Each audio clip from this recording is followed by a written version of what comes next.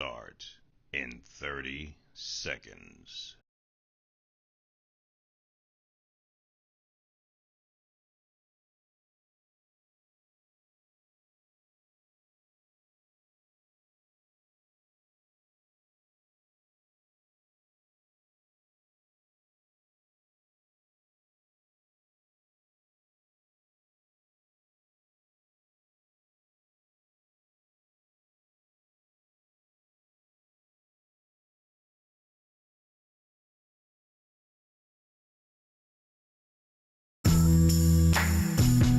And now, introducing Casey Carter.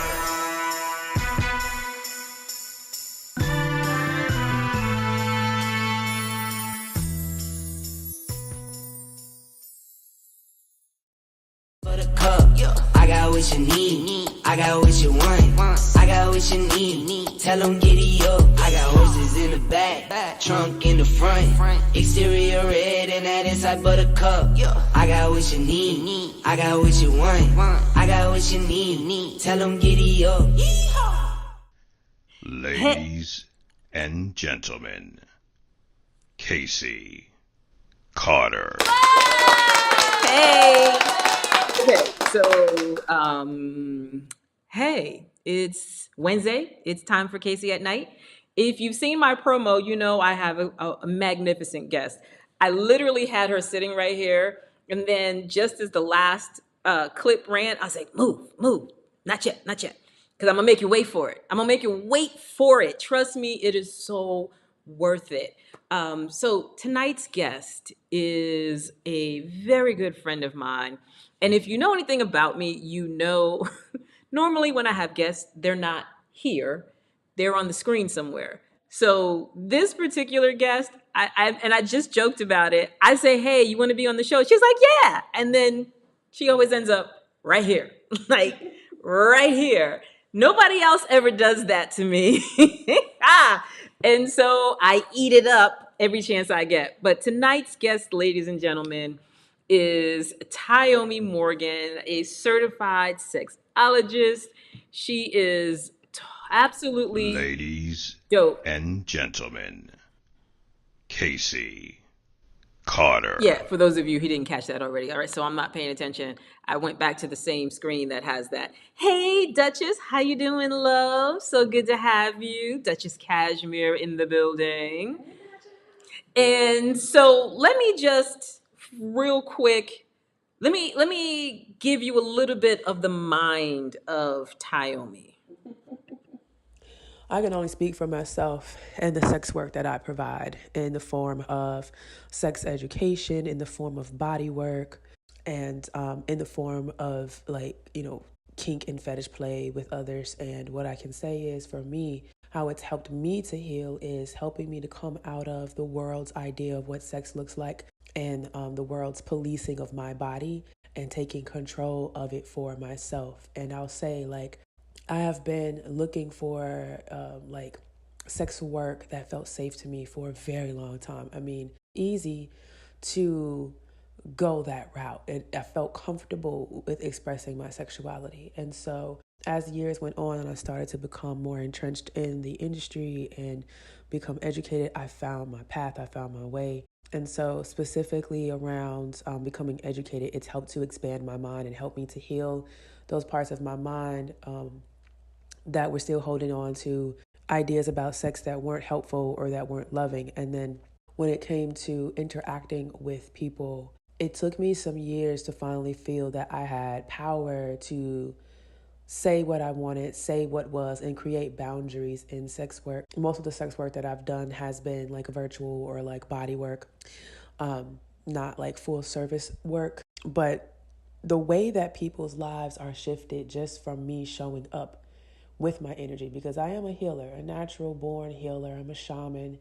And so my shamanic powers don't turn off sex or engage with my sexual energy. If anything, the shamanic powers turn up. And so people just being in my presence alone or being under the sound of my voice is healing for them, and healing in the sense that it helps them to see things differently It helps them to feel things in their body and within their energy that they haven't felt before. I have a way of helping people feel comfortable and creating a space that feels safe for them to just let go and release and just unwind and just see people's lives blossom and open up just from the work that I put out into the world. I think is amazing, because sometimes I think that I'm not being impactful enough.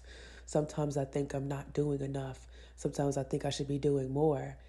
And just when I think that, someone comes to me and lets me know that just the simplest thing that I said or did or posted shifted everything, or that even the thought of me brightens up their day. And so sex work, when it is practiced with intention, and that intention is to heal and to connect and to interact in love and in freedom and in full awareness, then it can be healing. Because, sex in itself and sex work in itself is form, and it literally can be whatever you want it to be. It could be used to harm people and to hurt people, but when you use it for the intention of healing, then that's what it's going to do. So I think it's a very powerful thing that we do, those of us that step into the work, especially those of us that step into the work and actually share our bodies and our energy with people directly. It's not a small thing, but it's definitely heavily impactful. Thank you for listening. Ladies and gentlemen, allow me to introduce you to Tyomi Morgan. Hey. Okay, so Just so y'all know, we're actually here. Okay, I can touch Casey. She can touch me. Oh my God! So I know I make a big deal about this. You don't understand. Nobody actually comes and sits next to me. You are like, I swear, earlier you were like, well, wherever you want me. No. I'm like, I never ask anybody to come to my house. I'm a special breed. Exactly. Exactly. I mean, you're like, I'm gonna be in town. I'll just come do the show. Like, okay, all right, fine. I mean, it just works. Like, does. how, like, I can't be here and not at least see you. And then it's like, well, since you're recording the show, we may as well just do it. And the last time that you were in town and you did the show with me, I moved it to Friday, just to make sure it fit in your schedule. So I'm not complaining by any means. I just want to say, the last time I came to the show and we were talking about certain things. And then I'm back on the show now, and the things that we were talking about have been resolved, and it's like a 180. So I just want to let you, know that, just remind you how things shifted. Hey, Duchess. So, and that's the thing is, I love the fact that we're able to share our lives with each other. Yes. And just be able to celebrate the wins, to console, embrace when you need those things. And so there are some things that have happened today for Ms. Tyomi that we're having champagne because of those things. And she will eventually tell you what those things are. But she shared it with me beforehand. And so as she was walking in the door of my house, she was busy talking on the phone. And I was like, ah! So anyway. Fast forward. Okay, so here's the deal. I'm going to read you Tyomi's resume. And according to her, this is the short one. It is. That's my short. It's the short one. So, and I'm reading it to you just so I could get to the part of Tyomi that I want to talk about today. And so Tyomi is a certified sexologist, authentic tantra practitioner, and international pleasure coach. That should be 12 years now. Hold on. With 12 years of experience in the sexual health field, Her down-to-earth approach to sexuality has garnered the views of millions of eyes around the world via her advice-based YouTube channel and interactive social media presence. She is the founder of sex ed blog, Glamouratica101.com, and emphasizes sexual empowerment of Black women worldwide. Facts on that. That is no exaggeration. Listen. Tyomi's advice has been featured on several platforms and traditional media publications, including Essence.com, Ebony Magazine, BlackDoctor.org, Huffington Post, Comedy Central, The New York Times, Shape.com, BlackLove.com, Vogue.com, and Cosmopolitan.com. Washington Post, The Lily, Clear Channel Radio, CBS Radio, Sirius XM, Playboy Radio, and dozens of others, as if that wasn't already a dozen or so. Tyomi currently serves as the resident sexpert and seminar coordinator for the Exxxotica Expo and is a member of the National Coalition for Sexual Health. Whoo! She got a lot of jobs. And that's right. And that's just my sexual health resume. That's not all the other things that I do as a creative. See what I'm saying? See what I'm saying? But the reason I went through that whole litany of what she is, who she is, what she does, is because she's added something to her resume. And as of last year, was able to now, I guess, put more letters or what have you behind your name. Mm-hmm. So last year when she did the show, she was in school for... Oh, last year, actually, I was still in film school at the Los Angeles Film School. And when did I come on your show? I don't recall. Oh, no. It was before your graduation. It was in the summer. But it was before graduation. So I think at that time I had already exited my training program at IDC Professionals for intimacy coordinating, but I was still in film school. Mm-hmm. So I've since gotten my bachelor's degree in digital filmmaking from the Los Angeles Film School. And my level 3 and now level 4 training as an intimacy coordinator from IDC Professionals, which is one of the leading programs training intimacy coordinators for motion pictures and television in mainstream. Can you explain to them what an intimacy coordinator? Because I'm gonna be honest, I am a person who likes to read the credits. Mm-hmm. I do. I read all the credits. I'll know. I'm also the kind of person who can watch a movie and I can probably tell you who the director, the writer is, the producer, or the set design. I'm that kind of geeky when it comes to movies. I love that. This is a film credit I don't see a lot of. So it's interesting because this job kind of really started getting more mainstream film prominence because intimacy directors have been a part of the stage for a long time. But when the Time's Up movement hit Hollywood and Me Too hit Hollywood, they realized there was a problem and that there needed to be individuals who would not only help to maintain consent on set when there are simulated sex scenes and scenes of hyperexposure, aka nudity, but they also realized that directors and makeup artists and wardrobe and even the first AD were doing jobs of trying to protect these actors or help bring the scene about, and they're not trained in it. Mm-hmm. So now there are people who are specifically trained with these skills to take over that work. And so as an intimacy coordinator, we are advocates for consent, and we're also liaisons between the actors and production to not only help tell the story, but to make sure the story is told within the director's vision with the actors' boundaries held into place and basically signed off on. So we help with putting together choreography. We help with putting on barriers and modesty garments to make sure that the actors have all their parts, sealed and in place.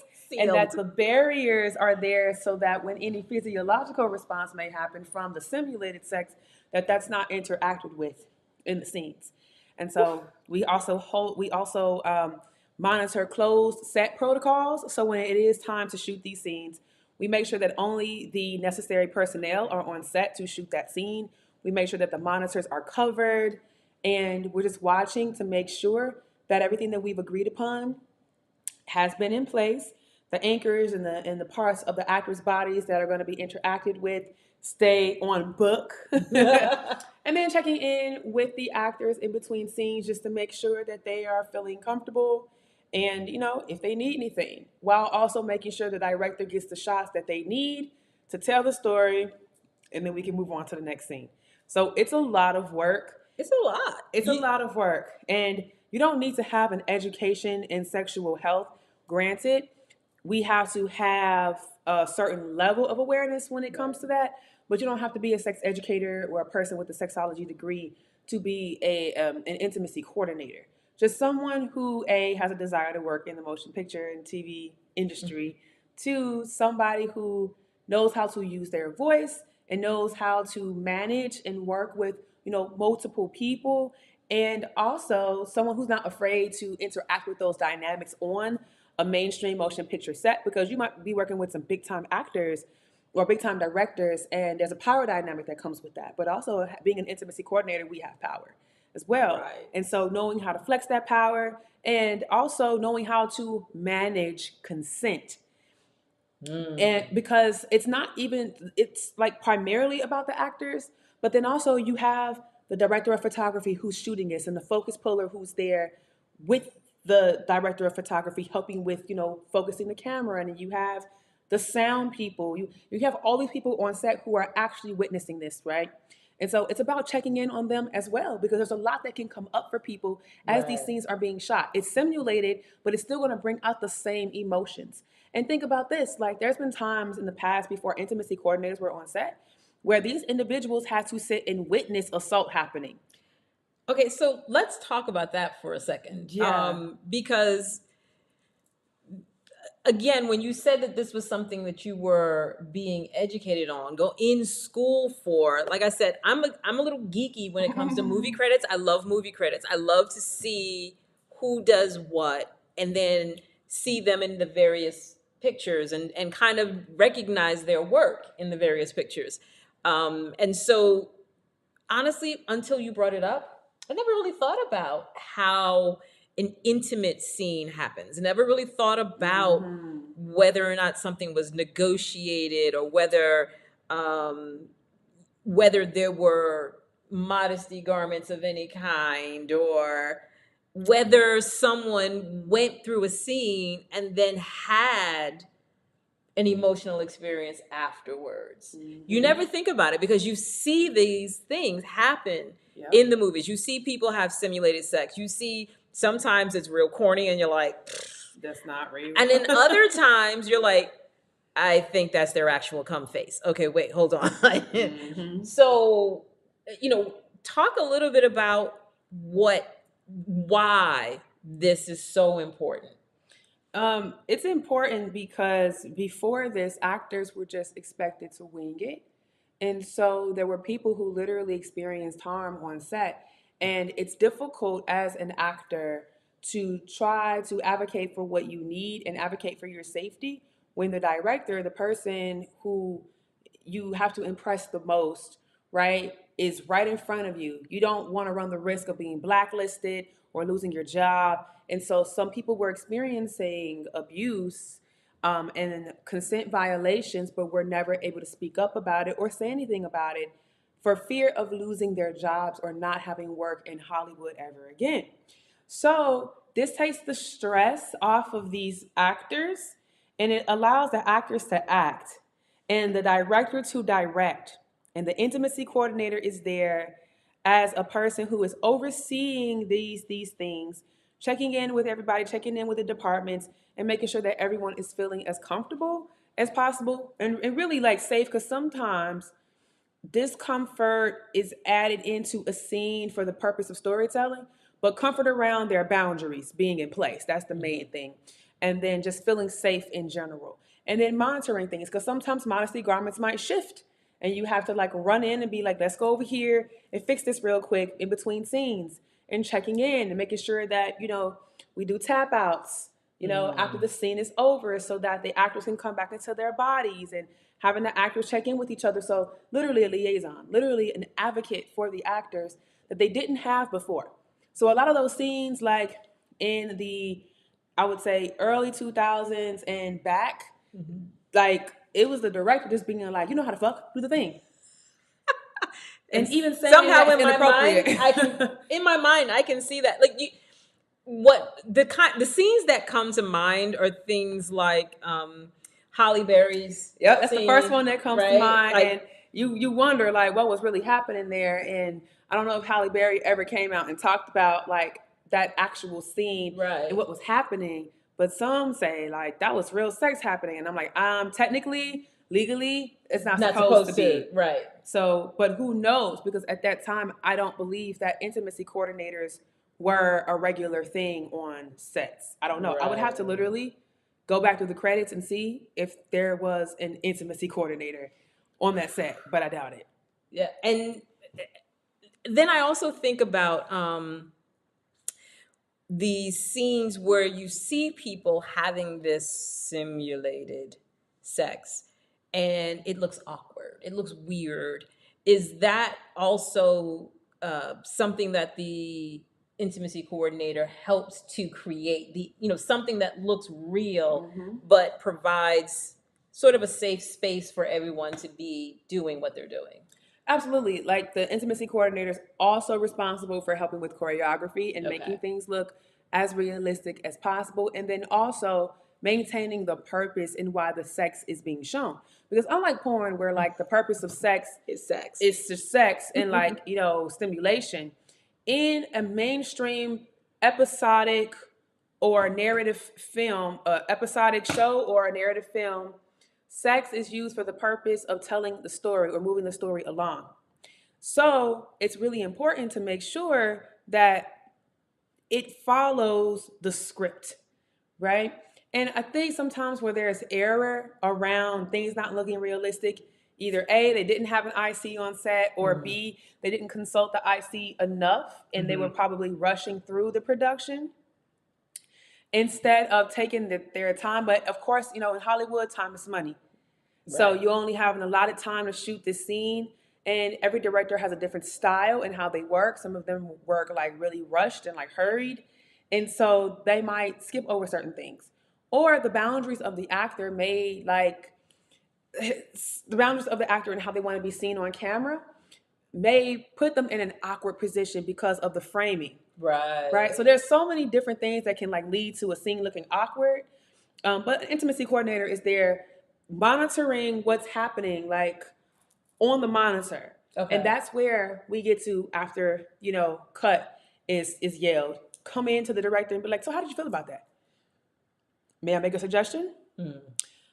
This looked like this to me. I suggest we switch this to this. And it's, using that language because, again, you're acting in collaboration with the actors and the director. Right. So it's not the intimacy coordinator coming there and being like, well, this is what it should be like. Because it's not the intimacy coordinator show. It's the intimacy coordinator working in collaboration with the actors and the director. And ultimately, it's about the director's vision. Right. So that being said, the goal is, this is what you said you're trying to go for. Right. As you say, might I suggest we shoot it this way? And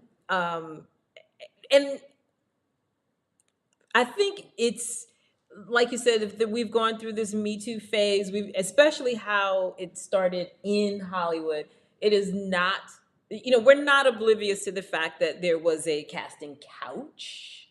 It is not this made up thing that they showed for the movies. It was a real thing. It was a real thing. And you had a lot of people who talked about it, their experience of it, or their near experience of it. And let's just be honest, a lot of us experience that kind of physical threat. And I'm going to say that because it is when I have not consented, it is a physical threat to my body. Oh, your nervous system is rocked. Right. Completely rocked. Because it's, you set a boundary and energetically in your body, it's like that's there. And then when someone when someone violates that, all the bells and whistles go off because your nervous system is registering a threat. Right. So some people only register a threat if it is a physical accost of somebody's body, right?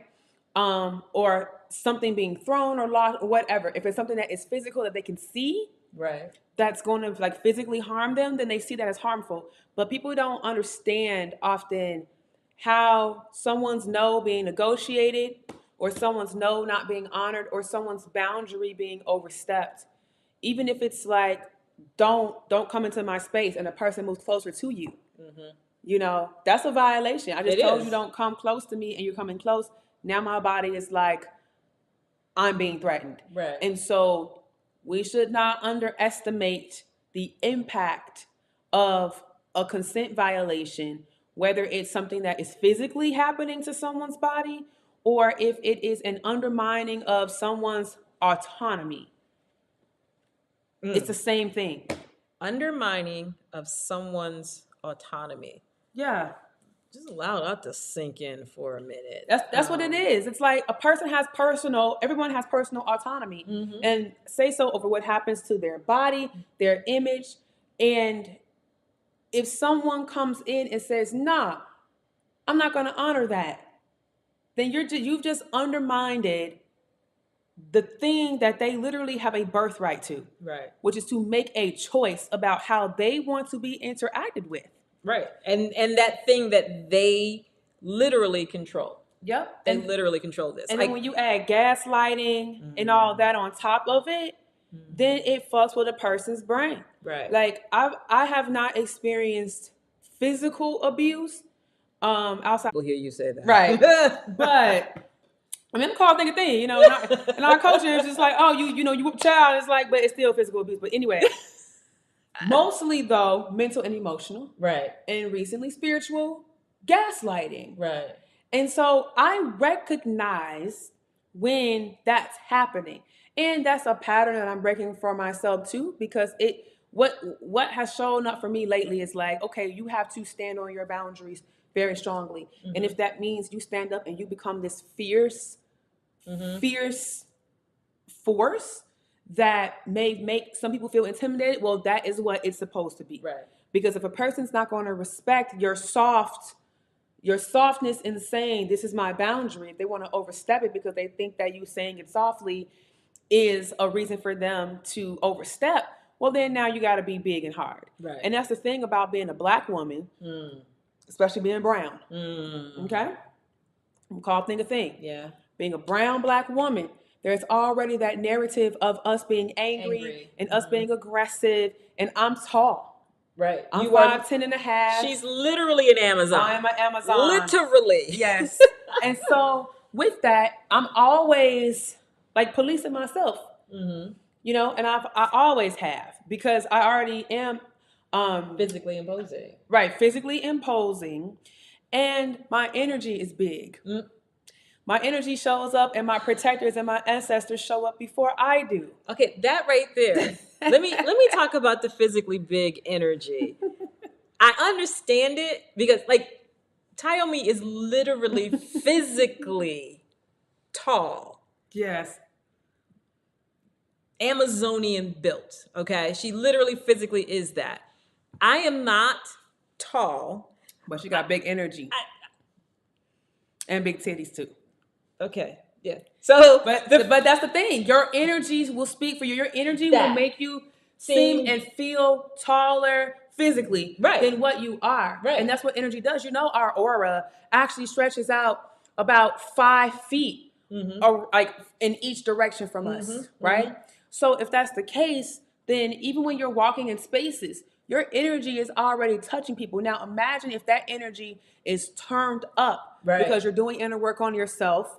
Right. And you honor yourself consistently, and you practice and exercise your autonomy. Well, then the more you feel good, your aura is going to feel good to others. Right. And it intensifies. And intensifies, yes. And so some people, like, it's funny because people be bumbling sometimes, dropping stuff, breaking stuff, right? Or they get swept up into my aura, and somehow they're doing this. Right. Right? Wanting to, they get drawn in by the it's energy. like a magnetic field. They can't stop it. And this is the thing.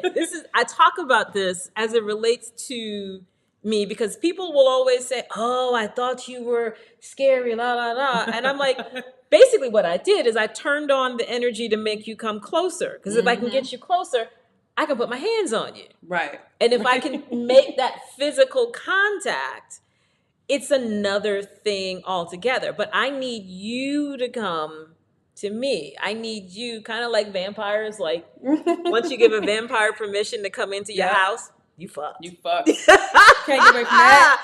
Nah, Can't get away from that. You fucked. But so we're having this conversation about consent, and I intentionally wanted to talk about the intimacy coordinator and what that responsibility is.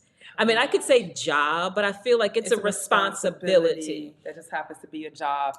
Right. But it's the blending of like everything that I love for me. That's why I think it was so amazing. And I knew it would lead to a conversation about consent. And I'm going to take a quick break, but I want to talk about consent because I don't think enough of us understand or appreciate what consent is, how valuable it is, that the fact that it's a precious commodity. I actually get turned on by someone giving consent. And if you understand what consent is, you would understand why it's such a sexy thing. So hold on, we'll be right back.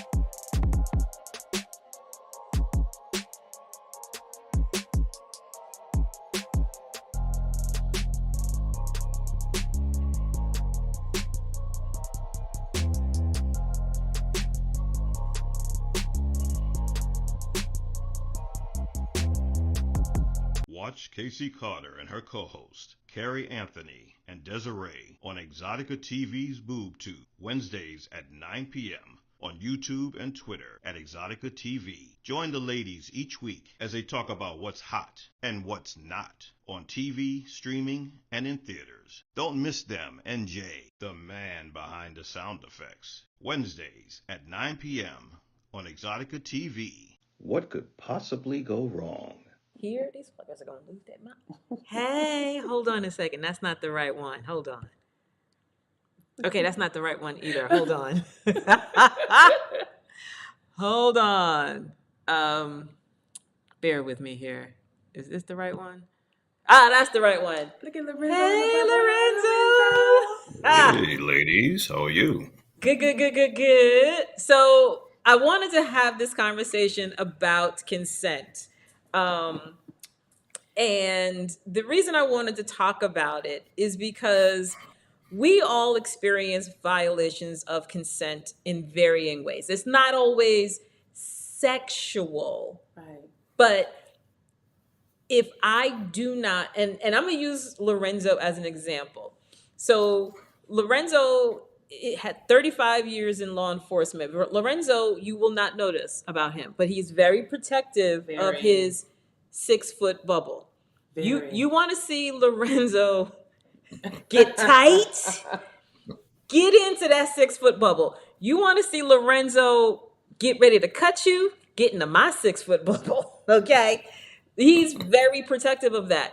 And when you get into that space without permission, that is a violation of consent for him, right? So I use that as an example because you have to understand, we talk about consent, Tyomi and I, from this space of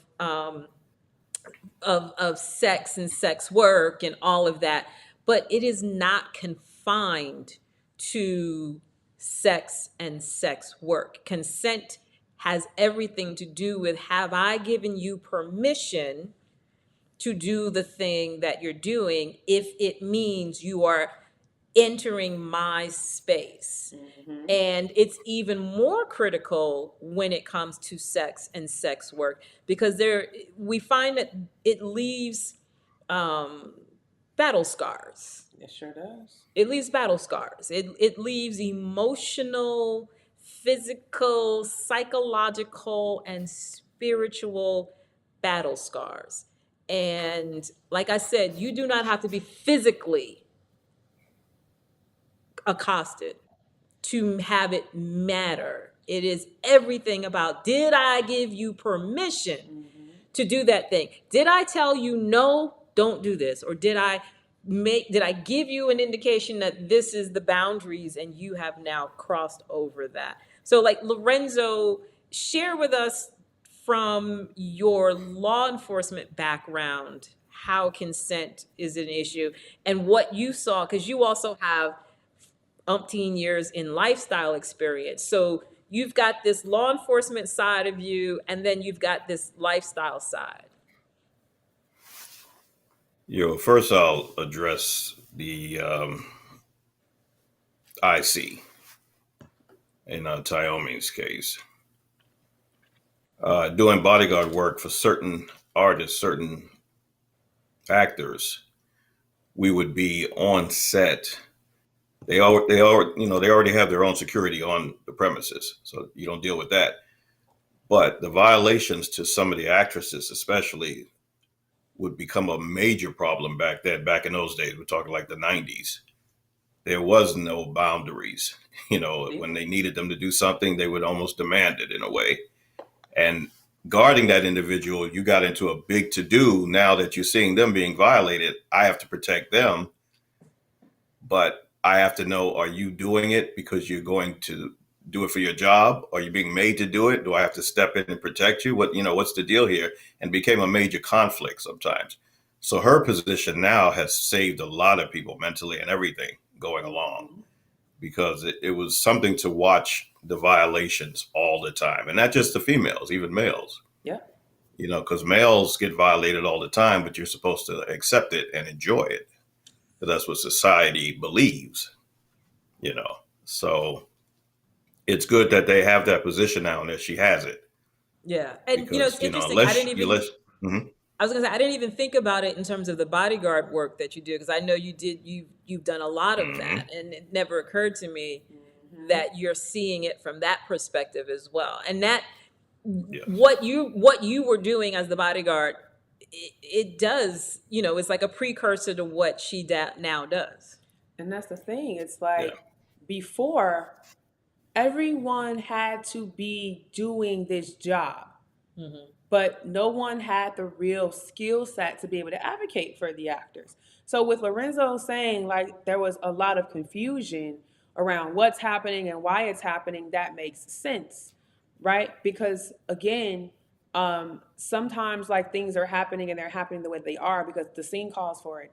But in those times, you couldn't tell like what's simulated and what's real, because I don't know if they were even using barriers back then. I don't know. Right. I really don't know what was going on. Because sometimes knowing now that there are these barriers. There's barriers. There's merkins, which are fake, like it's a pubic hair lace wig, basically. Right, so if someone's doing full frontal, like a vulva owner, and they don't want their vulva being shown, they can wear a merkin, right? Or if it's a period piece where like pubic hair was prominent, right, then they'll wear a merkin, right? And then even like penises, like someone's doing full frontal, a penis owner, a lot of times they're prosthetics. It's not even a real penis. Okay. So I was told that for Watchmen, when Mr. Manhattan was like completely naked, that was like a big deal, that scene, but it was a prosthetic. Right. Okay. And it took some months to perfect it. So these things are happening now. Back then, I no clue. I don't know. So this weekend I watched the most recent episode of Black Mafia Family, and there was a scene at a strip club, and at the end of the scene, the male character was full frontal with the condom dripping off of his penis, and I heard the female character say something, and I turned and was like, oh, like I was not prepared for the penis and the condom and the dripping, and they went back to it a couple times, and I was like, I don't know if I was ready to see that. Oh my God, I gotta go see this now. As you know, for research purposes. No, absolutely. For my job, research purposes. Because it was a big old sex scene and all of that, and then afterwards. But it, again, knowing you and what you do now, I do think of. I look at these scenes now, and it does have me going, And you can see if you go to the credits, you slow it down though, you will see intimacy coordinator. Okay, so if you go to IMDb, which I'm going to do myself, and go to BMF, you can see who, and you go to the crew list. You typically have to go to other. Okay.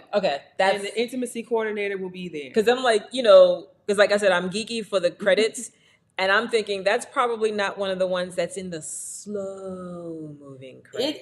It is. Again, it's like one of those things you have to really look for. Okay, so I'm gonna start looking. Yes. I'm gonna take the time to figure out where it's lined up, so I can look for it. Usually in like the stunt area. Okay. Yeah, I'm gonna start looking. But again, this conversation about consent, if you speak to what it is and how it should be protected. So we're gonna read the formal definition of what consent is, because people want to act like they don't know what consent is. But simply put, as a noun, it's permission for something to happen or agreement to do something. And that's blanket, you see. It's not just about sex. Consent is applied in many different cases. And then as a verb, it's to give permission for something to happen. So what's interesting is that, like, people think that babies don't have the autonomy to present consent, right? And so things happen to babies all the time that they really don't consent to because they don't have a voice. But they do vocalize and they do use their bodies and stuff. So sometimes, things are like nonverbal. But I found this chart on Google very quick. And it says consent is informed, freely given, coherent, ongoing, sober, enthusiastic, clear, specific, essential, comfortable, active, reversible or changeable. Remember that? Based on equal power. Because if there is a dynamic, and this is why it's important to have an intimacy coordinator, because of the power dynamics on set, it is very difficult for an actor to feel that they are able to give consent fully to something when a director is the one asking them to do it, because they're automatically going to say yes. Right? So equal power means each person is on the same playing field, and and even if both people are in different positions of power, the playing field and the awareness that each person has autonomy to choose.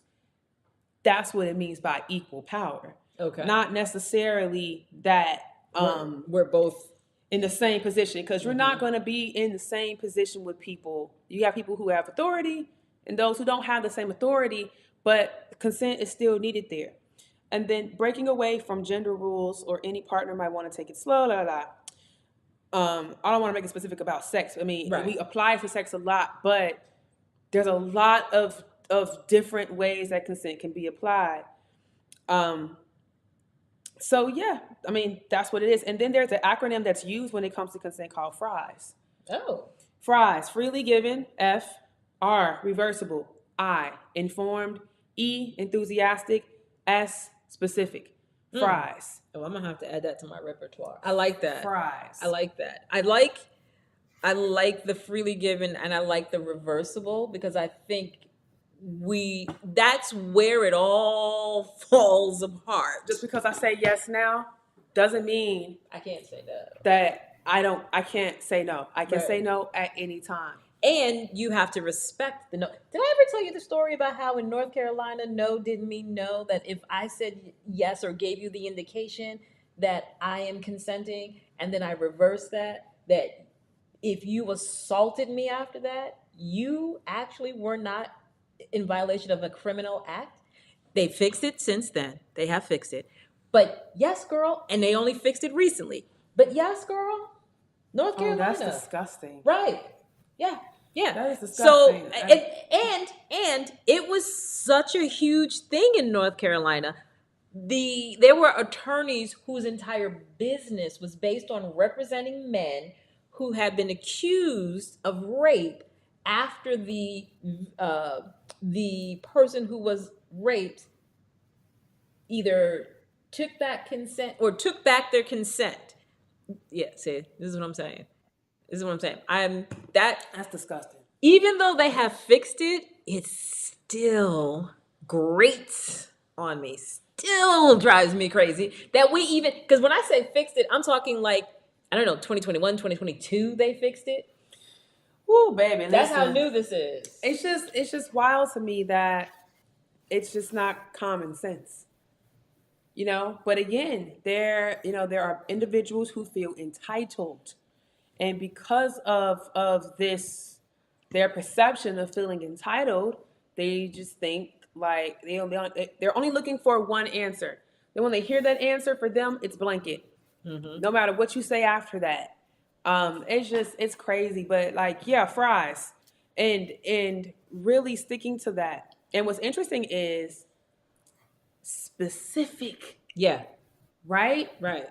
Being Specific. very specific about what you are consenting to. Mm-hmm. Because consent is just not a blanket thing like yes to all of it. Right. It could be yes to this part and no to this. Right. Which is negotiation. And we know that for being kinky and shit. Like you gotta negotiate. Right. And just in sex in general, you negotiate, even if you're not having kinky sex. It's just say it again. Even if it's not kinky sex, you're still negotiating. Even in vanilla sex, you're still negotiating. Let's be clear about that. Let's be clear. I have a don't nut in me policy. That's a hard boundary for me. Don't do it. That is not even a kinky thing. That's a regular sex. This is a birth control thing. Mm-hmm. It's a birth control thing for me. And so that's my rule. And if you violate that, if you violate my consent in that, that's assault. That it's assault. Okay, and I want you to be perfectly clear, people. I've been assaulted before. I feel the same way. With something like that, I can remember being young and having negotiated the pullout. Pull out. And then no pullout. Mm-mm. And it's like, motherfucker. Like, it's almost like we could have had you could have just, but right there it's gone. It's dead. It's gone. It's gone because dead. I can't trust you now. I can't trust you now. There are just some. They're like, so you know how in the court of law it's like petty offenses and then like hard offenses or whatever. When it comes to a violation of consent, it's a violation. Mm-hmm. It's not petty or big or small. It's just it's an overstepping of boundaries, period. Mm-hmm. And so for a person to be like, oh, it's not that deep or it's not that serious, it's like to you. Because you clearly don't understand what it means to have my consent be intact. Mm-hmm. What that does for me, what that means for me as an individual and a being. So and if you can't follow simple instructions, well, then you just do not deserve to have access to me in that way. Mm-mm. Or to me, period. Because I can't trust you in anything else now. Right. Because in my mind, the physical viation is just a gateway to any other violation you want to make on me. You give them an inch, they're gonna take a mile and more. So I will likely be having this consent conversation a lot because I want to take it out of the context of sex so that you don't think it's just I have to consent to sex. Consent is a broad term. You consent to varying things, and wherever that consent is violated, it needs to be addressed. It's so interesting because there are times where certain things right? So take, for instance, like a person who lives in a food desert and doesn't have access to quality foods, right? And maybe they're in a low income situation. So whatever is there is all they have to eat, and they just have to deal with that. So they might want McDonald's, or they might want a steak, or they might want something else, but their request couldn't be honored because the situation at hand couldn't honor it. And so sometimes I think lines can get blurred with certain things when it comes to consent, because it's like, well, I didn't ask for that. It's like, well, you didn't ask for this, and this is all that we have right now. Right. This is all that's presented right now. So these are your options, which is still like, it's not. Well, the only negotiation is you're either going to eat or you're not. Right. You know what I mean? Like, Right. because at that point, what other options do you have? So, you know, there's a lot of ways in which consent in itself, when all the things are open to you, can be violated, right? And the main system to really tap into is your nervous system. To really feel into, okay, what's happening internally right now as this situation is happening. Right. Do I feel like I'm activated in fight or flight? Right. Or do I feel relaxed? Do I feel at peace right now? Right. And never ever negate the weird feeling. Yeah. Because I personally think if I can't identify it one way or the other, then you lean towards it's not good. Right? Better safe than sorry. If you can't say that it feels good, but it's not really that bad, I'm probably just going to throw it in the not bad category. When you say it's not that bad, well, I guess I wanted this anyway. Well, it's already happening, so I may as well let it happen. Oh, well, I don't want to make this person more angry. That's a fawning response. Yeah. We do that and we play nice to prevent more harm from happening. And I've been there. And so being able to recognize when someone is literally having a trauma response, right, is really important. And I think that these are skills that should be taught to us, like the same way economics were taught to us in math. Yeah. I feel like these should be skills that are taught to us too, because how can you help someone out, right, if they're being emotionally abused? Right? You can't tell because they're not being, physically accosted, but how can you help them out if you don't know what a trauma response looks like? If someone is in a freeze, or if someone is fawning in the moment, you can't really tell. No. And so, and I think too, it's tough when it's when it's happening to you. It's tough to really identify what you're experiencing, because I think in your head you're sometimes telling yourself this is not happening, and so there is disbelief, right, and shock. And so you don't allow it to register, so that, whether it's so you don't have to deal with it, or so that it's just, you allow yourself to continue to say it's not real, it's not really happening. And it's happening. There's a couple of topics when you, before you go on your break. Yes. Yeah, that I wanted to ask Tyomi. Oh, okay. Well, before we do that, I just want to say this is a conversation I want to keep having, and I want to have you, I'm gonna have her come back so we can talk about it some more. But I wanna be able to talk more about this, because you just said something that I think is critically important, and that is, the identifying, the response, the reaction, but more importantly, the how do we help people work through it? Because the battle scars come in the aftermath. It's after we've extricated ourselves from the experience that we then either put it in a box, stick it way in the back, and hope it never gets opened, or it somehow gets opened.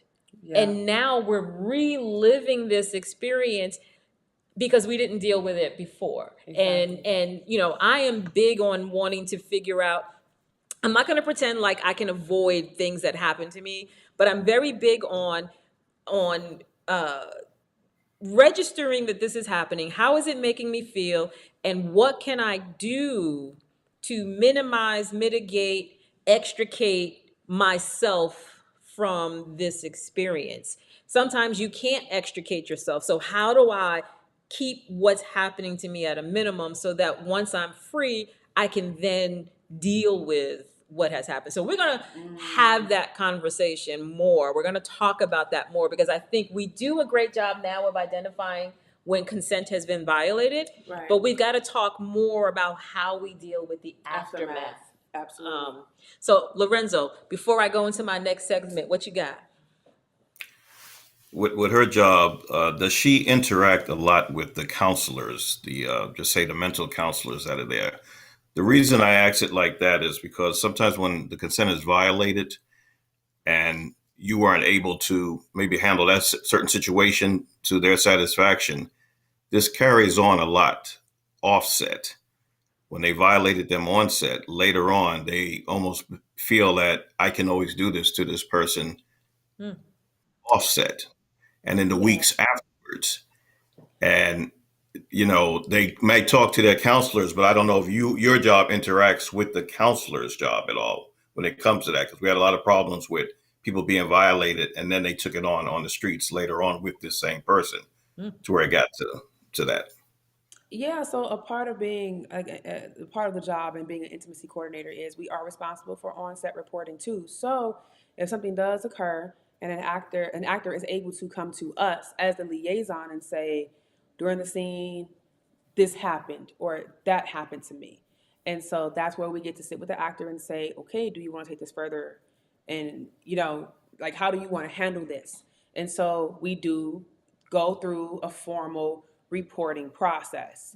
And then there's also mitigation and like mediation and all kinds of, so there's steps. Okay. And it's a lot of paperwork. It's a lot of paperwork. Yeah.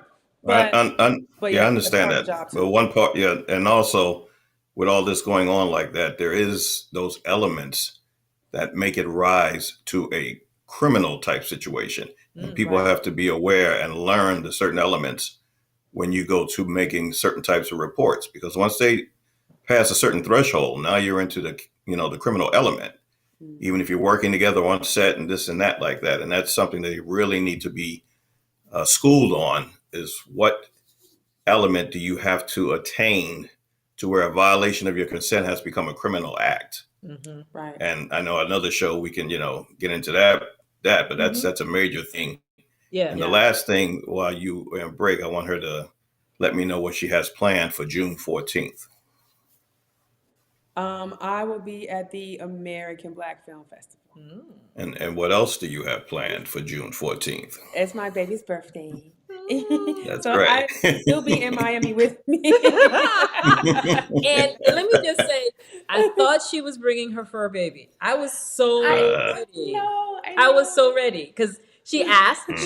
I gave consent. Yes. And then she came, and I'm looking. I'm like, where's the dog? I had to take him It's okay. a sitter because I'm going to be in conference. It's for the okay. Next 3 days. It's okay.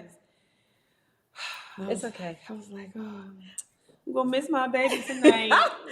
Okay, so this is before I end the show for the night, I wanted to share with you, and I've probably talked about this off and on for a few months, but my mother, my sister, and I have written a book together. So, I write erotic short stories. This is not that. Let me just clear the air. Right. This is not that. However, this led to that. This book and what this book represents is basically the foundation of why Casey is Casey. And the book has got very interesting title. And here's the title of the book. You can't get a racehorse out of a mule. And other stuff my mama said. So, this is the wrong camera. Okay, hold on here. I gotta find the right camera. So for years, my mother and I have been cultivating the quips, as she calls them, for this book. And it's really a collection of the things that my mama said. No lie, these are the things my mother said to me when I was growing up. And I wanted to share them with you. The book should be out in, I'm going to say in the next couple of months. It was supposed to be out in February, but it wasn't ready. So it should be out, I'm going to predict, by Mother's Day. It will be out. Okay. Let me start with, gosh. I'm trying to think, which one do I want to start with? I'm going to start with the cover. You can't get a racehorse out of a mule. So here's the premise behind that. A lot of us, we hook up with that dude. We hook up with that dude. And we know he does not have the qualities that we need. We know he's not really up to standard. And we're trying to live on potential. We are convinced, as my mother would say, that we are enough, that I am enough. I can bring him up. I can, I'm cultured. I've got a background, and I can bring him up to this standard. Right. And the theory behind you can't get a racehorse out of a mule is that race horses are bred. I was going to say they are bred. And They are trained. bred. They are fed a certain way. They are taken care of a certain way. You can't just put any two horses together and think you're going to get a racehorse. No. Race horses are specifically bred to win championships.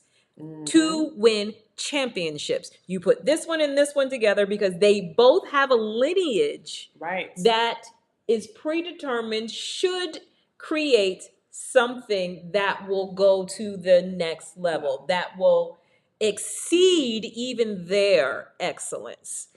And so this right here, when I was a teenager, I didn't bring a lot of boys home, whether they were someone I was dating or whether they were just a friend. I didn't bring them home because of this line right here. Mama wasn't having it. Because before they left, she gonna let me know if they were a racehorse or if they were a mule.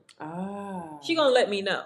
And then after they leave, I'm gonna have to hear her explain to me why this one was a racehorse or why this one was a mule. Oh gosh, so much pressure. I need more champagne. You don't understand. You don't understand. Listen, but I'm not mad at Mama because Mama was protective. They all are, and but I love this quote because it's like there are so many quotes kind of like it, like a wolf in a sheep's clothing, and all those like those similar kind of sayings where. Like I'm out of that phase of Captain Save 'em and also dating on potential. You need to show up ready, fully show ready. up because I'm showing up like this, right? We're all works in progress, but don't show up as a mule expecting, racehorse potential. Racehorse potential. And that was one of the things that she used to say. You have to see yourself as a championship thoroughbred. I'm a thoroughbred horse. You have to see yourself that way, because if you see yourself that way, then you're going to only look for thoroughbreds, those who can add to your potential as you are adding to theirs. So this was a big one. Okay, so here's another one. I picked this. Okay. I picked this for you. Too many pussies in the kitchen ain't no good. So let me explain this one. Explain. I don't really know how to explain this one. So This was one of those things where it was more observational, my coming to understand it. And what I observed was that in situations where there were a lot of women and outnumbered the one or two men that were in the household, it created problems. It created friction. And sometimes if these weren't, well, I can't even say if they weren't family, because sometimes even family members could violate things. But these too many pussies, everyone is giving energy, everyone is giving hormones, everyone is giving something, and it could, if not kept in check, lead to conflict.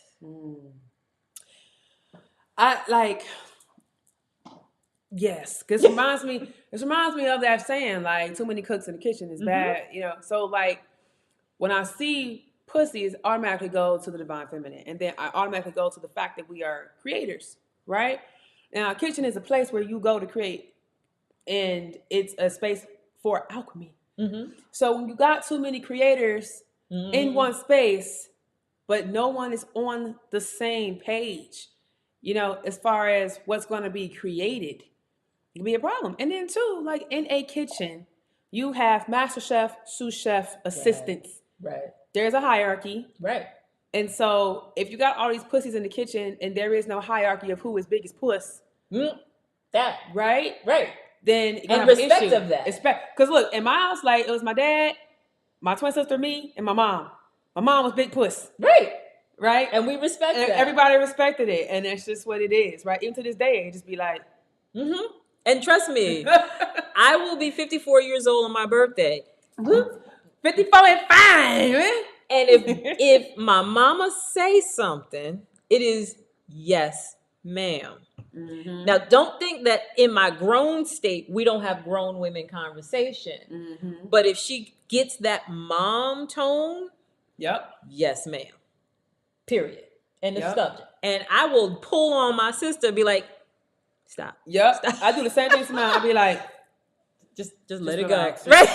Walk away. Right, exactly. Let it go. Exactly. Yeah, but ain't no buts with this one. You gotta relax. I mean, whether we are in her house or whether we are anywhere, hotel room, in her car, in my car, if she speaks in that mother tone, that's it. It's a wrap. That's all there is. Nothing is up for debate. That's all there is. And here's the other one I chose for you. Where's it at? Okay. Sex is a superpower. I believe that. Listen, I'm just saying, like, I've seen it. So give me your interpretation of that. Well, I mean, it is through sex that we create people, but we also create and we use that sexual energy to manifest the things in our reality. It's creative energy, and it's medicine. It's a total body reset.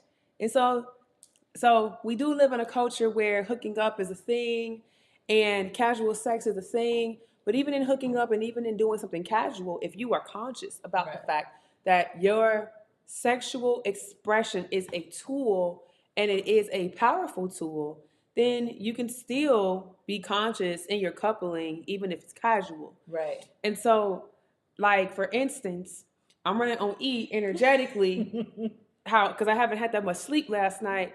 However, I've been able to power through my day, right? Because I had lots of sex last night, and the sex was sex that poured back into me as much as I was pouring into that person. That's how you know that it's an even situation where the sex wasn't just someone just taking from you, like a succubus, or an incubus, or whatever. And so. And this wasn't just me feeling the effects of not having enough sleep. It was my partner too. But we both agreed, like, we didn't get much sleep. We'll probably feel it later, but we have energy right now to go throughout the day. He felt good. His body felt good. My body felt good. And so I was like, wow, look at that. And in the moment, I was able to, like, get some stress off. Right. And just relax into pleasure and just, like, see all the things coming into my mind around like being here and manifesting the things I want to experience here. And so sex is a superpower. And the thing is, it's like sex in itself is something that like people will use this tool in whatever way they see fit because everyone doesn't see it as a superpower. Some people see it as a super weapon. Right. Right. And I think that is a very key point because some of the things that mom talked about as it related to that particular line is the fact that you can use sex or your physical person as a weapon. You can use your sexuality to literally take things from people, whether it's their energy, their money, their time, their whatever it is. It's an exchange. Right. And so like I said, these are some of the things my mama said. And Mama wasn't wrong now. You know, and it I look back on all of it now, and it's one of those things where she's big on planting seeds, right? She doesn't care if it registers today. That's not necessary. What's necessary is that she's made the statement, she's made the deposit, and she continues to fertilize and water and all of that. And I'm like, la la la la la la la la, like, mom.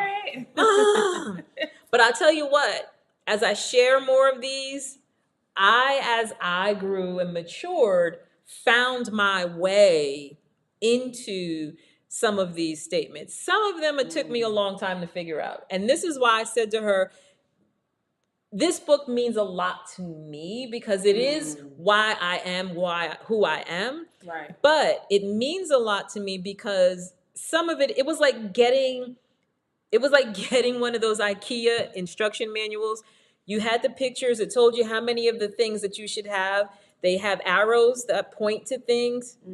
And you're still going, I don't know what the fuck to do with this. I don't Oh my God. How does that make any sense? Instructions piss me off. Right. So if you've ever done anything from IKEA, you understand they don't really give you words. They give you diagrams, numbers, and arrows, and things that they point at. And you're never really sure if you're doing it in the right order. You're not even really sure if you're doing it at all. And when you're finished, there's always extra stuff. And you're like, wait, was I supposed to have extra? I don't even know. Like, it's up, so whatever. And that's kind of what these sayings were like for me. They were like IKEA instructions. I had these things but I didn't really know whether I was using them right. I didn't know how to use some of them. And some of these things took me years to figure out. Other things I tried it out. I tested it. I'm like, okay, I could do that. All right, that was cool. That wasn't that hard, whatever. So I'm super, super excited about this book. I am like beyond excited about this book, actually. And I think it's going to be somewhat of a game changer in that the things that our parents said to us, because we've all of us have had our parents say things to us. And the truth of the matter is a lot of that stuff is what created the adult we became. Yep. Whether you consciously acknowledged the statements or subconsciously stored them, it is a lot of why you are the way you are, who you are, and all of that. And, if I were to tell you some of my life story, you'd kind of, you have those like, really? I would have never thought that. Yeah, well, my mama said a whole lot of stuff to me when I was young that I guess created my little invisible shield so that a lot of things did not stick or didn't penetrate as deep as maybe they could have. And so I'm just excited about the book. I'm excited to share it. I'm excited to have discussion about it. And it was especially important for me to start sharing it with you because I know about your relationship with your mom, with your sister. Yeah. You shared with me last month about how exciting it was to have your mom at Exxxotica. Yes, it was. And that, like, hearing those mom stories is so, I don't know, it just makes me warm and fuzzy. I'm really close with my parents, like, till this day. Yeah. We go on family dates, like, all four of us. We have our daughter-dad time. We have our time with our mom, and it's very different. Mm-hmm. Mm-hmm. So my dad feels like he can, like, really lay his hair down, so to speak, when it's just the three of us. Uh-huh. You know, when mom's around, he has to be kind of censored and stuff like that. We just let him be, you know. Right, right. And so I think that it's a wonderful gift when, you know, people have a loving relationship and respect at the base of it with the people who birthed them. Right. Because everyone doesn't have that as a reality. Right. And because of that, we have to sometimes find our way, and sometimes we do. Yep. Sometimes we don't. And so I want to glorify the benefits of those kinds of relationships, not to say make someone feel bad about not having it, but to encourage them to the fact that you can create that moving forward. Because my relationship with my mom is nothing like her relationship with her mom. Completely different relationships. And she will tell you she very consciously cultivated this relationship between she and I. And this book is so impactful. I don't know. It just means a lot to me. And I take so much pride and ownership in the book that it's, I'm gonna wear y'all out with it. I'm gonna just make y'all sick. Y'all gonna be like, cheers to the new book. Yes, and success. And to this one, and the thing we can't just talk about just yet, but she'll let you know when she ready. So, yes, and I'm ready. When she ready. So anyway, as I continue having this conversation, I'm gonna also bring in men like Lorenzo and their mama conversations, because I've had conversation a lot. Well, I talk to Lorenzo all the time, so obviously I've had conversation, but he's shared with me the kinds of things that his mom talked to him about and how those things shape and inform. And then his mother being Puerto Rican, like literally Puerto Rican, up in the mountains, birthed in the mountains in Puerto Rico. Oh, wow. Caribbean culture is different. It's way different. So all of these things play a part in who we grow up to be. Yeah. And I want to have this conversation because I think when we know who we are, understand how we got here, and are accepting of those things, we can live a more happy life. I agree. Even the Latin beatings were different. Everything was different. Did you get smacked with banana leaf? Please do not answer that question. I do not want you to get your mama retroactively arrested. Oh, Lord. We checked the books out. The statute of limitations expired. Okay. But still. I did check. I don't want her to get a bad rap. I don't want the Karens of the world trying to save little Lorenzo. Oh my God. Because his mama was so cruel. Lord, save us now, like right now. Oh my God. So anyway, y'all, first and foremost, as you know, I do an hour-long show. I invite this one to my show. Hey, don't blame it on me now.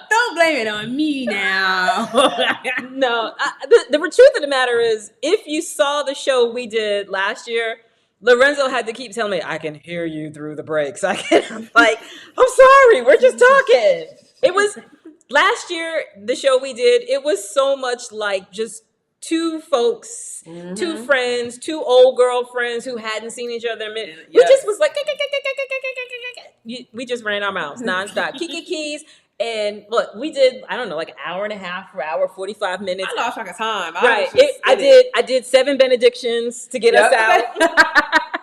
Because I kept saying, we're almost, no, one. Listen, there's a rule. It's 7. You guys. My mom will tell you I'm good for the 3 benedictions before I get off the phone. See, there you go. It's a thing. To get me off the phone. They be like, well, I gotta go. I'm gonna go. Yeah. But so again, I say this, and I say it because it tickles me because I am a creature of habit. I'm OCD, but I don't tell people. And so anxiety rises when I start doing things outside of my routine. And I'm being completely honest and like totally sincere about it. My anxiety rises when I do things outside of my routine. And to do this with Tyomi is good for me because I also believe in pushing yourself beyond boundaries. I firmly believe that you have to get comfortable being uncomfortable. And I believe that by doing that, you open yourself to opportunities, you open yourself to blessings.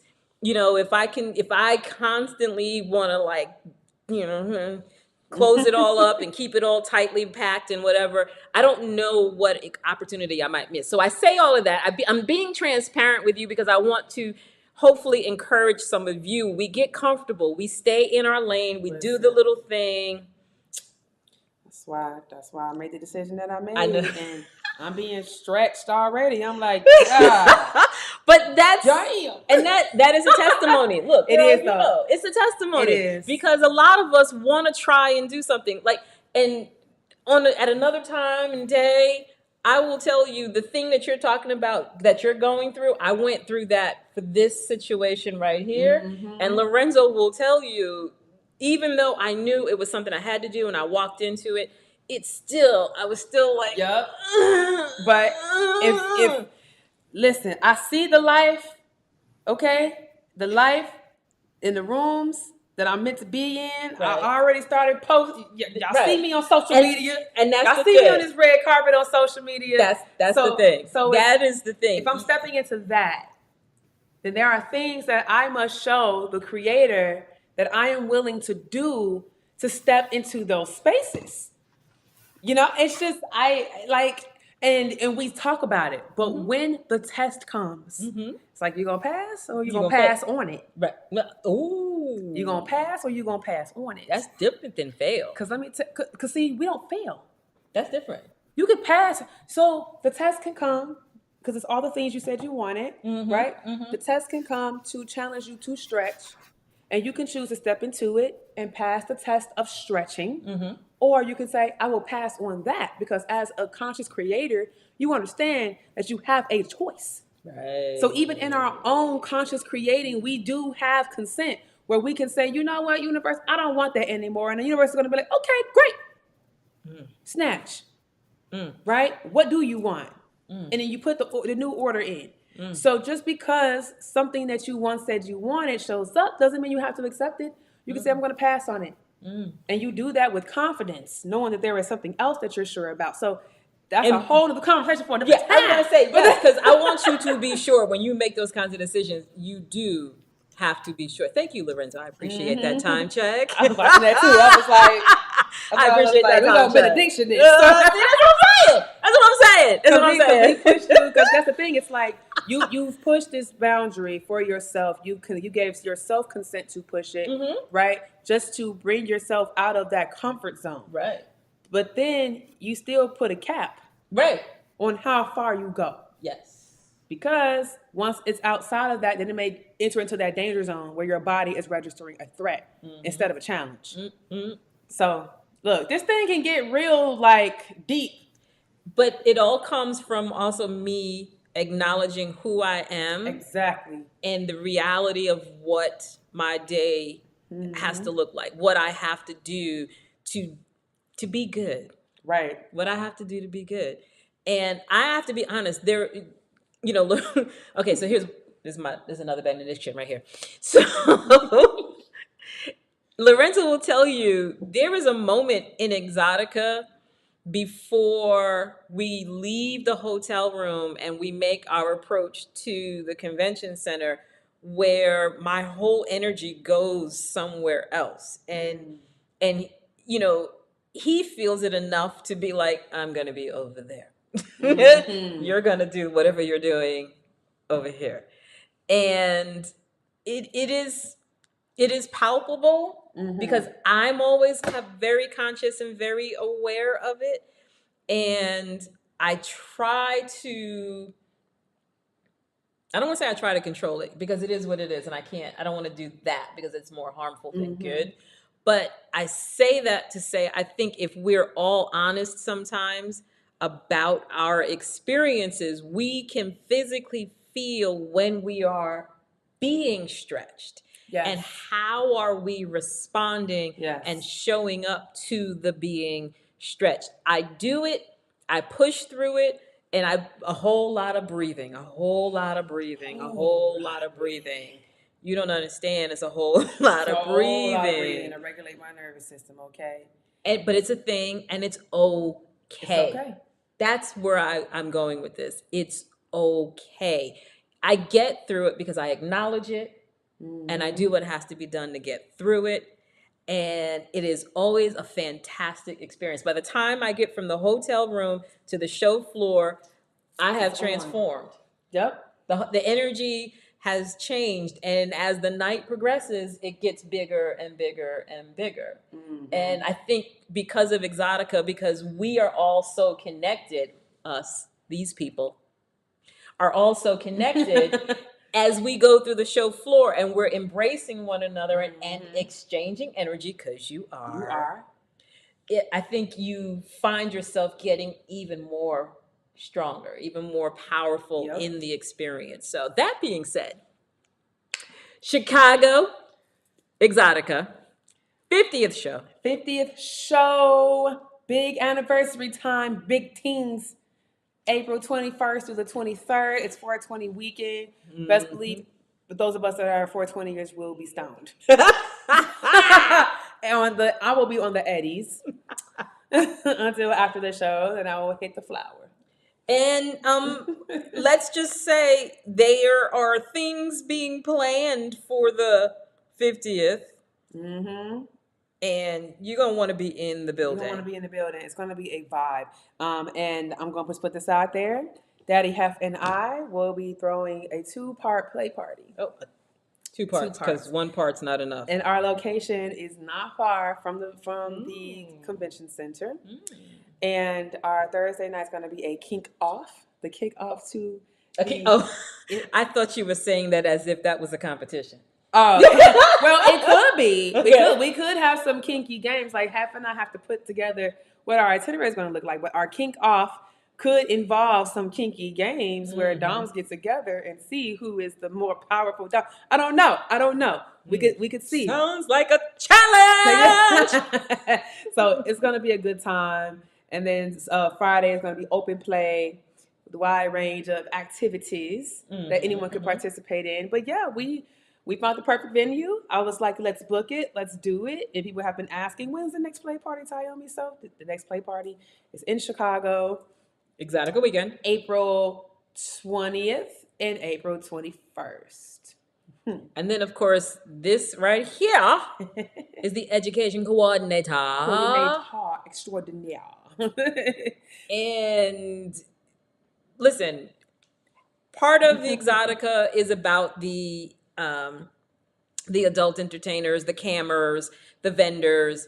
The other part is the education, is the things you get to learn. You can learn anything from how to cam, how to twerk, to how to suck dick. I'm sorry, ride dick. I mean, suck dick, sit on ride face. Dick, sit on faces. All of those things. The whole how to have a sensual BDSM experience. There is a plethora of things you can learn. And here's what I love about it. Everybody in the room isn't immediately kinky, isn't already necessarily categorized or identifies as kinky. They are just people who want information. They want to learn. Mhm. They want to be exposed to something new and different. And that is a wonderful thing. It is. People come to Exxxotica and they open up, like their lives change. And some people come to Exxxotica with a whole plan in mind to sit in those classes because we're the only large scale event that does four events a year that provides free and comprehensive sex education to the masses. And then The only one. what's even better is those educators then go back to the show floor. So you don't just see Tyomi teach her cowgirl class and then she disappears off into her hotel room, never to be seen again. Right. She then, well, okay, maybe not her because she's so busy all over the place. But educators like her then go back to the show floor and you're able to engage them some more, whether it's to find out how to talk to them later on, how to book them for a session, how to buy their products. You're able to go back and have more conversation. And I think that's also very important because a lot of times we go to seminars, weekend-long seminars, you don't ever get to be this close to the person who gave the impactful seminar that you just sat through. And that's a beautiful thing. It is. Sexpert Corner is filled with all of the, for the most part, most of the educators of color that have come to the show and they've decided to vend in Sexpert Corner so that you get to extend your education with them by coming and conversing with them after their session is over. And this year, we're actually extending the time for classes. So we're not competing with these 35-minute spots. So quite a few classes will be 45 minutes to an hour long, which gives our experts a little more time to get in depth and to have people answer questions or ask questions and have them answered. And it was a request of our patrons. They want longer times in the seminar rooms where they can actually integrate the information. So I'm excited to put this series together for Chicago and, just going forward, just seeing the seminar series grow even stronger. And I started going in 2017. Jersey of 2017 is when I started. You started curating the educational series when? At the top of 2017. So let me just say this. I was there. I started seeing this in her first year. I can attest to the fact it was good when I went in 2017, but Tyomi has, over the course of the years, made it better each year. And I'm not saying it just because she's sitting here. I'm saying it because it was a literal observation. It has gotten better, and better in the sense that there are some names that you see every Exxxotica, but it's more about the content. It is about what are people teaching at the seminars, and does it fit what the curiosity is? You know, are you addressing things? Because understand, a lot of folks are very vanilla and they're not going to vocalize what they're interested in. So are we thinking outside the box of what do these people possibly want to hear? What do they want to talk about? What could they possibly want to learn? And are we able to find not just someone who can talk about it, but someone who's a subject matter expert? Exactly. Yep, that's what it's about.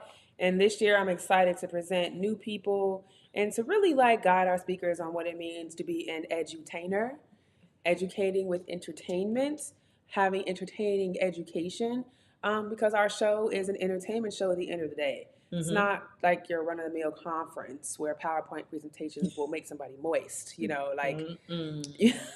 edutainment.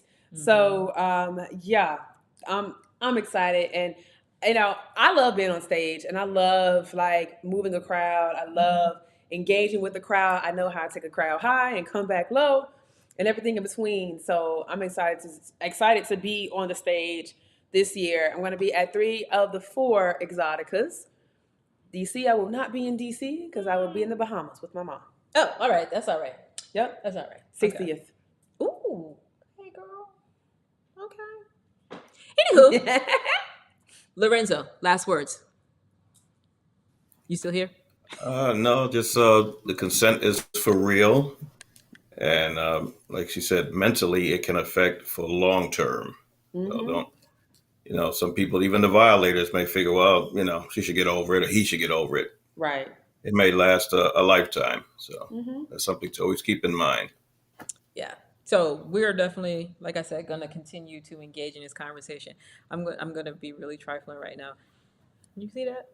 I don't know why that's even there like that. I don't even know why. Hold on, y'all. Just bear with me one That's second. cute though. I mean, it's so funny because I don't know why the thing switched up like that, but it did. Okay. I love it. Anywho. Okay, so I want to thank Tyomi for dropping in. Of course. And for the champagne. Oh, girl. I mean, I could have another glass. I don't know if you got one that's already open. Or There's more. We got, okay. Knock it out, girl. And of course, like I said, there's more. There's more to drink. So anyway, thank you to all of you, because I can't do this without you. I mean, of course I could come here and run my mouth and just go on and on and on as if, whatever. But I only show up because I think you and I want to have a conversation. I think we want to talk, and I think we want to share and exchange ideas. And this space has been a blessing to me. And I want to continue to honor that. And I want to continue to bring you people such as Tyomi, Lorenzo, who are subject matter experts, but who are also real people living real lives and who can share with you not just the subject matter, but how that subject matter is a part of their life and how they interact and flow with that. So that being said, if you are a boob tube follower, 9 o'clock, coming up next, Boob Tube, with my co-host Carrie Anthony and Desirable Bottom, and our producer, the man behind the camera, Jay. Ah. Hey, Nick. Hey, girl. How you doing? Thank you for popping in. Normally, I wouldn't have been here. So, all things are meant to happen the way they happen. I should just pop on Bluetooth just to be like, hey, Jay. That's a part of why I prolonged it, because I know you need a nap. But I'm going to make you stay up just long enough. Just long enough. Okay, I got you. I'm not driving, so... Okay, anyway, blah, blah, blah. Here we go again. I made Lorenzo talk, so that was in my head to stop talking. And you see that didn't work. I'm going to blame Nick. Nick showed up, and I had to say hi to Nick. And wait, hold on. I have to shout out. Okay, no, not that. I got to shout out Jason. Hey, Jason. Jason is one of my faithful fans, followers here on Casey at Night, but Jason also is a huge BoobTube fan. So Jason is going to flow from this one to the next one. We love to see it. And Kelly has been a Casey at Night follower since the beginning of Casey at Night. So shout out to Casey. Kelly. Kelly usually pops in and somewhere during the course of the show pops out. But I love to acknowledge Kelly because, let's just be honest, it's folks like this that make me want to show up. Yes, absolutely. They make me want to show up. And Kelly is always so appreciative of what the content is. And that it's encouraging. And then, of course, Duchess Cashmere. Let me tell you, Duchess Cashmere. So one of the things I love about the fact that this is my show and I do what's the fucks I want, I was able to have Duchess Cashmere just do what she do for me and be able to put it on my show and to, go from her being someone I saw doing things out on social media, having this interaction and exchange with her on my show, and then for her to show up at Exxxotica last year. And I hope you coming back. I'm just saying. And let me say, she wanted to do the stage. She ended up doing what she does in a seminar setting, which gave her more time. And somebody wanted to act a fool, not intentionally towards her, but just in nature, act a fool. And what I loved about that experience was, we were there to watch her do what she do and support her in her doing what she does. But because we were there, we were also able to check homeboy when he Okay. disrupted the room. Lorenzo, let me tell you something. Earlier I said, don't get in his air bubble and don't get in my air bubble because he gonna come for you. Well, let me tell you something.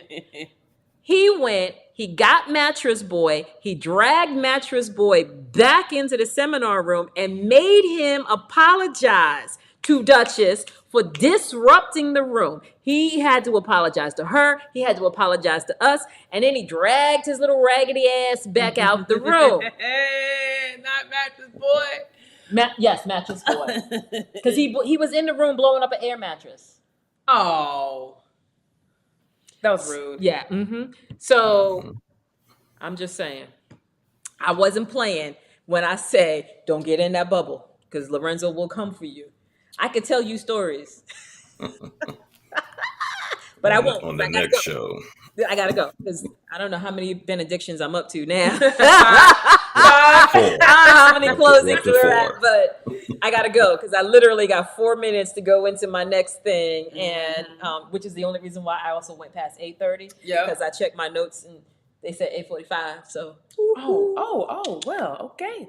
Okay, so anyway, thank you to all of you for who are here live, for who are going to watch the re-show, the recap, the replay, all of that. And thank you to you, Goddess. Oh, thanks for having me. No.